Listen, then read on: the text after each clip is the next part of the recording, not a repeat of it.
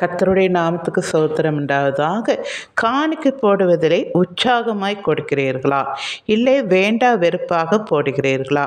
இவ்வளோ பணம் போடணுமா, இன்னும் கொஞ்சம் கம்மியாக போட்டிருக்கலாமே என்று உங்களுக்கு தோணுதா? தேவன் நம்மை பார்க்கிறார். தேவனுக்கு கொடுத்தால் தேவன் நமக்கு அதிகமாய் கொடுப்பார். அதனால் தேவனுக்கு நாம் கொடுக்கலாம் என்று நினைத்து கொடுக்கிறீர்களா?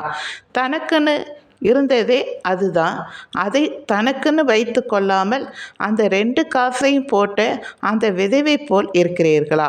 போட்ட பிறகு வடை போச்சே என்பது போல் பணம் போச்சே என்கிறீர்களா? இல்லை 10ல் 1 என்று சம்பளம் பணம் வந்ததும் சரியாக தசமபாகம் காணிக்கை நான் போட்டு விடுகிறேன் என்கிறீர்களா? காணிக்கை எப்படி போட்டா என்ன, எல்லாம் காணிக்கை தானே என்று சொல்லாதீர்கள்.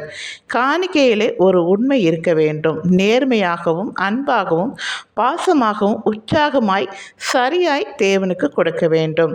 அர்ப்பண பண்டிகையிலும் காணிக்கையில் காயினை போல் செலுத்தாமல் ஆபேலை போல் காணிக்கைகளில் தன் மந்தைகளில் தலையுற்றிகளில் அவைகளில் கொழுமையானவைகள் சிலவற்றை கொண்டு வந்தான்.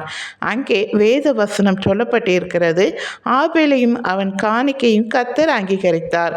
காயின் காணிக்கை பற்றி வேத வசனம் என்ன சொல்லப்பட்டிருக்குது என்று பார்த்தால், வாசித்து பாருங்கள். ஆதியாகம புத்தகத்திலே 4ஆம் அதிகாரத்திலே 3லிருந்து 13 வரை அதில் சொல்லப்பட்டு இருக்கிறது. காயின் நிலத்தின் கனிகளை கர்த்தருக்கு காணிக்கையாக கொண்டு வந்தான். கனிகளை சும்மா அள்ளி போட்டு கொண்டு வந்திருக்கிறான். ஆபேலை போல் நல்லவைகளை பார்த்து கொண்டு வரவில்லை. ஏதோ கொடுக்கணுமே என்று கொண்டு வந்தது போல் இருக்கிறது. காயின் காணிக்கையை கர்த்தர் அங்கீகரிக்கவில்லை. இதனால் காயினுக்கு மிகவும் எரிச்சல் உண்டாகி அவன் முகநாடி வேறுபட்டது. அப்பொழுது கர்த்தர் காயினை நோக்கி, உனக்கு ஏன் எரிச்சல் உண்டாயிற்று? உன் முகநாடி ஏன் வேறுபட்டது?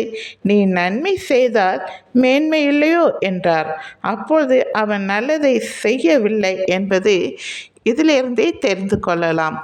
அர்ப்பண பண்டிகையில் ஆபேலை போல காணிக்கைகளை கொண்டு வருகிறீர்களா, இல்லை காயினை போல காணிக்கைகளை கொண்டு வருகிறீர்களா? நீங்களே யோசித்து பாருங்கள். சரிங்களா? தேங்க்யூ.